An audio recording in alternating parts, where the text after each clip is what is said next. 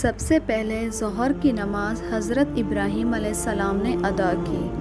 اسی طرح ظہر کی 4 رکعتیں جو ہم ادا کرتے ہیں، یہ سب سے پہلے حضرت ابراہیم علیہ السلام نے ادا فرمائی تھیں، اور اس وقت ادا فرمائی تھیں جس وقت وہ اپنے بیٹے حضرت اسماعیل علیہ السلام کو ذبح کرنے کے امتحان میں کامیاب ہو گئے تھے۔ 1 رکعت تو اس امتحان کی کامیابی کے شکرانے کے طور پر ادا فرمائی کہ یا اللہ، آپ کا شکر ہے، آپ کی مدد سے میں اس مشکل امتحان میں کامیاب ہو گیا۔ دوسری رکعت اس بات کے شکرانے میں ادا فرمائی کہ اللہ تعالیٰ نے حضرت اسماعیل علیہ السلام کے عوض میں جنت سے ایک مینڈھا اتار دیا، چونکہ یہ بھی اللہ تعالیٰ کا ایک خصوصی انعام تھا، اس لیے اس کے شکرانے میں 1 رکعت ادا فرمائی۔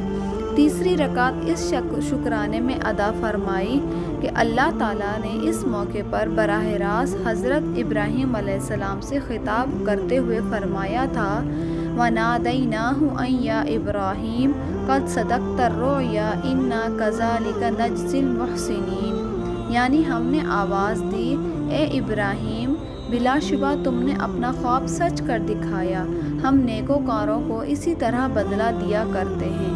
اس خطاب کے شکرانے میں تیسری رکعت ادا فرمائی، اور چوتھی رکعت اس بات کے شکرانے میں ادا فرمائی کہ اللہ تعالیٰ نے ایسا صابر بیٹا عطا فرمایا جو اس سخت امتحان کے اندر بھی نہایت صبر کا پہاڑ بن کر ان کے سامنے پیش ہوا۔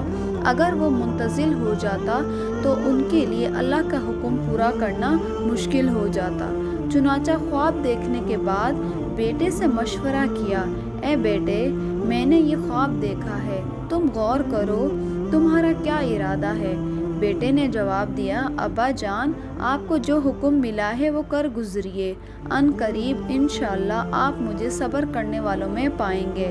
ایسا صابر بیٹے کے ملنے کے شکرانے میں چوتھی رکعت ادا فرمائی۔ اسی طرح یہ 4 رکعتیں حضرت ابراہیم علیہ السلام نے ظہر کے وقت بطور شکرانے ادا فرمائیں۔ اللہ تعالیٰ کو اتنی پسند آئیں کہ نبی پاک صلی اللہ علیہ وآلہ وسلم کی امت پر فرض فرما دی۔ جزاک اللہ۔